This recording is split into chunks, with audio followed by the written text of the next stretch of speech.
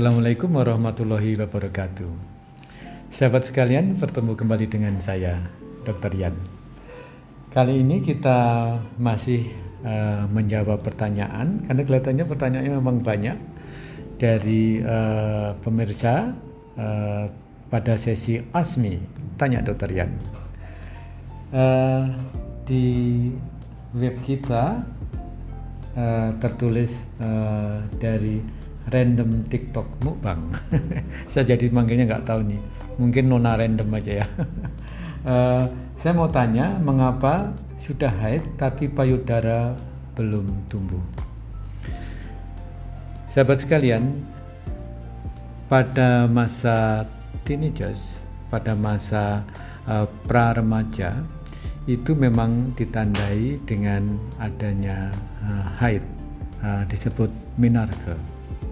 Dan pertanyaan ini menarik karena rata-rata, mungkin hampir keseluruhan, ketika seorang gadis kecil sudah haid, maka disertai dengan pertumbuhan payudara. Sehingga kalau sudah haid, tapi kok payudaranya nggak tumbuh, kenapa? Gitu. Sahabat sekalian, ternyata tumbuhnya payudara itu dipengaruhi oleh beberapa hal. Dari berbagai pustaka disimpulkan terutama 4 hal. Yang pertama adalah nutrisi. Jadi apabila misalnya pada seorang gadis nutrisinya tidak seimbang atau nutrisinya kurang, misalnya tidak mencukupi protein asupannya atau mungkin juga unsur-unsur lain dari makanan, bisa saja payudara tersebut tidak tumbuh. Karena bagaimanapun komposisi dari payudara terutama adalah ada lemaknya dan juga kelenjar payudara.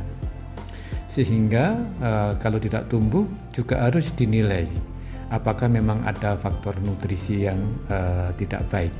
Tapi kalau tidak ada, kita beralih ke kelompok yang lain. Kenapa penyebabnya? Penyebab yang kedua adalah keturunan atau genetik.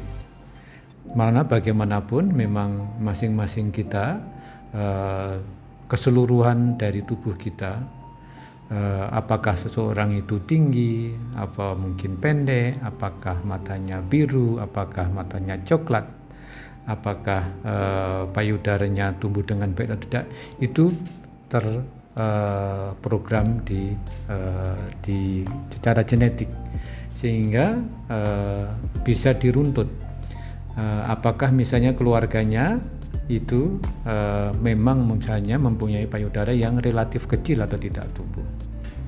Nah, yang lainnya adalah fluktuasi atau belum adanya keseimbangan hormonal. Jadi saya bergeser sedikit ya tentang keseimbangan hormonal. Beberapa minggu yang lalu saya mendapatkan pasien, seorang gadis kecil yang usianya sebenarnya sudah 15 tahun, yang diantar ibunya. Galau karena saya kok nggak haid, kemarin sudah haid teratur gitu, sekarang ini 3 bulan datang, 2 bulan haid, kemudian datang lagi dan sebagainya. Setelah saya periksa, tidak ada sesuatu yang secara fisik organ reproduksinya terganggu. Nah, ketika saya jelaskan dan ibunya tanya apakah perlu diobati, Dok? Nah, ketika memang tidak didapatkan kelainan secara fisik, kemudian riwayatnya pernah haid dengan baik, maka sebenarnya tidak diperlukan pengobatan. Kenapa?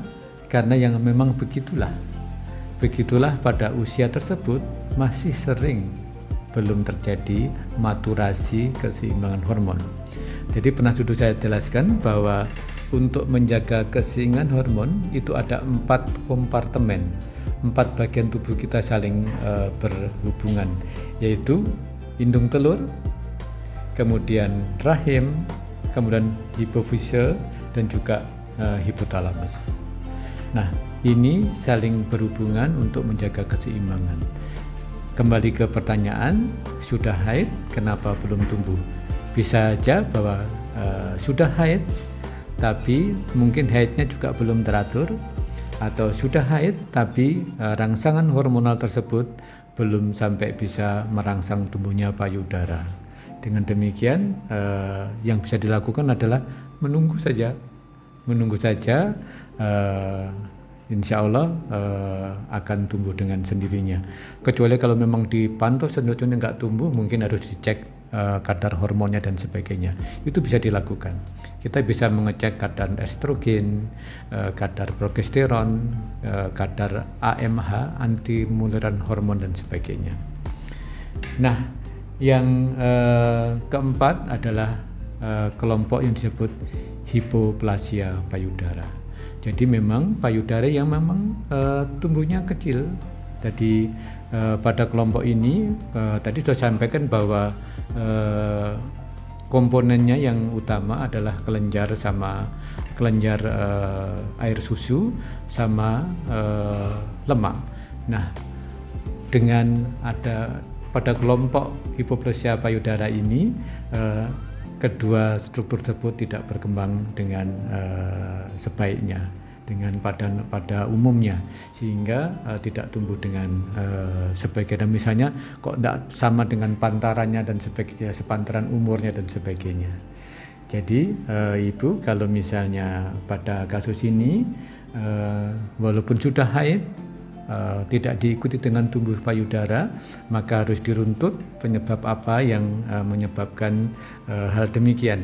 Dan tentunya penanganannya tergantung dari hasil pemeriksaan sesuai dengan yang ditemukan, kemudian dilakukan manajemen yang tepat. Tapi prinsipnya tidak sesuatu yang mengkhawatirkan.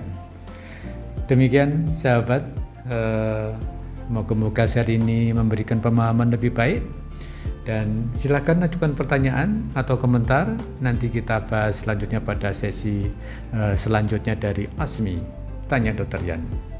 Demikian, take care, stay healthy, see you tomorrow.